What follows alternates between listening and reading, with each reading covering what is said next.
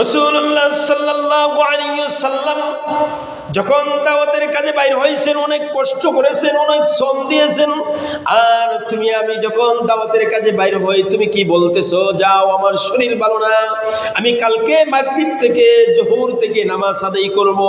ও যুবক, ও মুরব্বী বাবা, তুমি কালকে পর্যন্ত কি বাঁচবা কিনা তোমার সেই চিন্তা করতে হবে। আর যখন তুমি কালকে পর্যন্ত না বাঁচবা, তুমি কালকে থেকে তুমি বলো কিভাবে তুমি নামাজ আদায় করবা, তুমি কিভাবে মসজিদে আসবা, কিভাবে নামাজ পড়বা। তোমার সেই চিন্তা চেতনা যদি না থাকে, তে আল্লাহর কাছে তুমি কি ফরিয়াদ করবা? আজকে সেই মুসলমান আমরা ঘন্টার ঘন্টা সময় ব্যয় করতেছি, ঘন্টার ঘন্টা সময় নষ্ট করতেছি, বলে আমি নামাজ 5 ওয়াক্ত কায়েম করতে পারি না, আমরা 10টা মিনিট সময় দিতে পারি না। আজকে কেন? আজকে আমার